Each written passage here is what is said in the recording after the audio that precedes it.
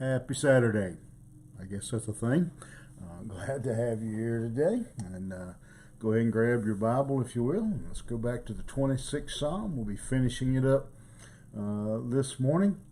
Again, David, while you're finding that, for those of you who may have not been with us, just a little background. Again, Psalm 26. This is a psalm David has written. He is being attacked, accused, and he is pleading his case before God. He is laying out that he is innocent, and so that's been the bulk of, that's been the what he's been writing about so far. And we're going to pick up in verse 9 here as we finish up this psalm.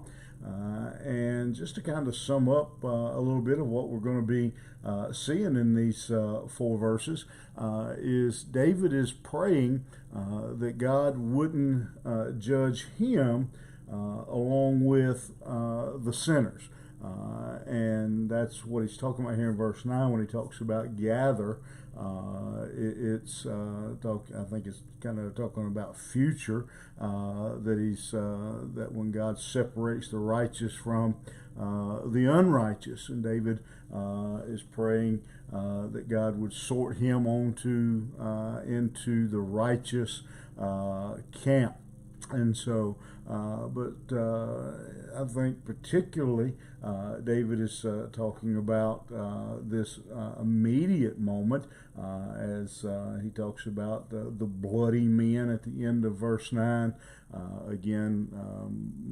These are the men who are seeking the life of David, trying to destroy David. And so he's making a distinction between himself and these men. And David is praying that God wouldn't give him the same judgment, punishment that these men deserve for their actions and for their decisions towards David. And so we're going to look at these last few verses. And again, this psalm is a little, I've realized this psalm is a little bit difficult because we don't have the background to it. I think if we knew more about where David was in his life, what was going on, whether this was during his time fleeing from Saul, or whether this was during his time with Absalom's rebellion, or some other situation, that if we understood that, it would help us kind of understand, I think, a little bit better about exactly what David is praying and why, what's going on. But we are, I think, as I've said earlier in other Psalms, I think sometimes a lack of background and details are good in some occasions, because we don't pigeonhole a particular passage or psalm. If David was to pray, for example, to sing, Lord, forgive me for my adultery. We'll just use that one. Forgive me for my sin with Bathsheba. I think we would probably take that psalm and say, okay, here's a psalm you pray, you sing if you've committed adultery. And I think we would that's where we would put that psalm. That's kind of the only way we would go back to that psalm. But by leaving them vague and not giving us a lot of details, just maybe praying, Lord, because of my sin. And I'm just kind of making that up right there, both of those. Then when we look at it, we don't attach it to a specific sin. We can, regardless of our situation, we can come to it. If the opposite's true, if he's saying, Lord, thank you, I praise you for the birth of my son. Again, I'm just making things up. Then we would attach that psalm strictly to the birth of a new baby. But when he sings just in joy, then we can take that psalm and move it to whatever is bringing us joy and happiness and use it for a model. This is a situation where I think some details would help us to understand a little bit better about what David was going through and why he was singing these particular words. And so let's, with that little bit of kind of introduction, let's dig into these last 4 verses here. I know it's a Saturday morning. You probably got a lot of things to get done, or you've got nothing to get done, and I'm in the way of you doing nothing. And so let's dig in here. Again, David says, "Gather not my soul with sinners, nor my life with bloody men." So we have men, as he calls them here, bloody men.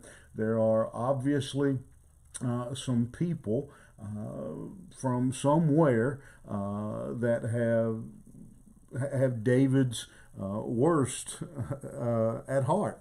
They are obviously trying to take David's life. They're plotting. They're laying traps. They're spreading lies. They're accusing him of things he hasn't done, and because of that, many Israelites, many of the Jews, were believing obviously what was going on, and so David calls them bloody men.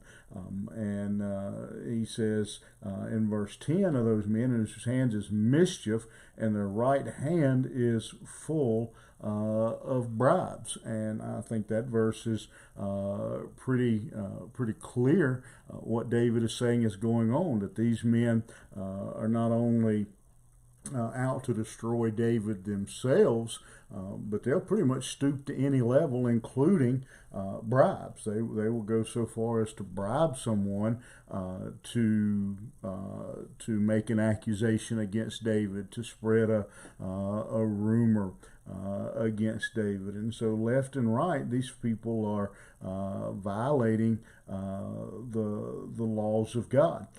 Unfortunately, it's obvious that many of the Jews were turning against David, were going against David. They had heard the lies, the accusations that have been made, and rather than that, they didn't see. They couldn't see through what was going on. They couldn't they didn't. They took the wrong side of the argument, and so they, because of that, they're falling for these lies and turning against David. And so I guess maybe they thought. Why would they lie about David? It's hard to say, but we all know that people are gullible. People tend to follow the crowd, and that's appears to be what's going on here. That a handful of people have just slowly been able to turn the masses against David. We have seen up here earlier in verse 4, he calls them, "I will not go in with dissemblers," or liars or hypocrites, is what David is calling them there. And so that's the kind of nature of those who are attacking David, and the Israelites are falling into it. And I'm going to chase a rabbit right there for a minute. I think there's a good lesson for us there, to be careful what we believe, to be careful who we believe. That in this day of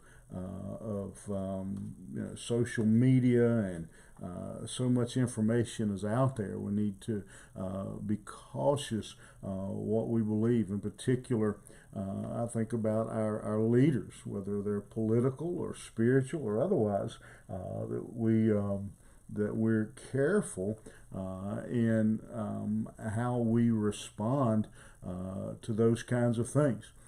We all know we're in the middle of a political season, and a lot of things are said about politicians, no matter which side, whether you're left, right, or in the middle. That both, if you're honest, that both candidates are attacked, often through lies, And we know that pastors, church leaders, are often have rumors and things started about them that are dangerous. It's been a few weeks ago now. I think I mentioned it on here that rumor got out that I had retired, and I'm like, good grief! I'm only 55 for one thing, and I'm broke for another. I'm gonna have to work up to 1 o'clock on the day of my funeral. But I had people, phone ringing, wanting to know if I had retired, and so and again, that's not a dangerous rumor. It's not that one. I don't guess really hurt anything. I'm just saying that's how using even something that simple. You can imagine.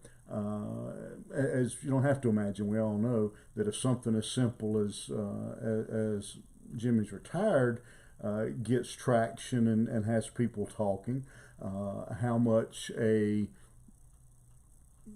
bad rumor would, if something like that could get some traction. We know how false rumors and dangerous things can take traction, and so we need to learn to be careful that we don't believe everything we hear, and certainly that we don't repeat everything we hear. The truth is, a really simple statement is that if we repeat a lie, it's a lie. You can't say, well, they told it. No, if you tell it, now you've told it. And so we need to be careful not only what we listen to, who we listen to, but then even more careful of what we choose to repeat. And as leaders, we need to be very careful.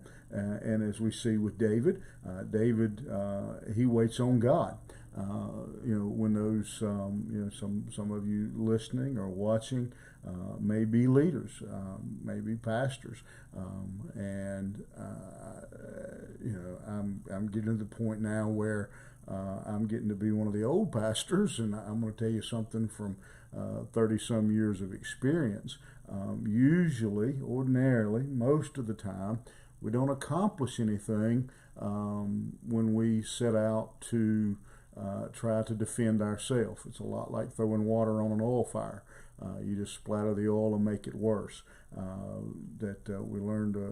learn to allow God to defend us, as David does. David, he puts his confidence in God. Look at what he says in verse 11. As for me, I will walk in mine integrity, redeem me, and be merciful to me. David says, I'm gonna continue to walk in integrity. I'm going to continue to do what was right, no matter what the accusers say, no matter what people say about me. You remember he started by saying, Lord, examine me, prove me, try me, and now he's, show me if there's anything unrighteous in my life. And evidently, God didn't show him anything, and so David says, I'm going to continue to walk in my integrity. I'm going to continue to walk, continue to do what I've been doing, continuing to live for God. I'm going to live with integrity. I'm going to, I've asked you to prove me, try me, show me, examine me, and evidently God hasn't, based on what we read in this psalm, God hadn't shown him anything, and so David says, I'm going to, like Paul, I'm going to continue my race. I'm going to continue to press on towards the mark. I'm going to continue to live a life of integrity. But as for me, I will walk in my integrity, my redeem, and be merciful on me. My foot standeth in an even place. What he means by that, an even place would be like level ground, solid ground. David says, I know where I'm standing. I'm standing on level, solid, steady ground. And as he said at the first of the psalm, and I think you need to probably go back and read this whole psalm in one setting, not just the verses as we've broke them down here each morning, but look at it from the beginning.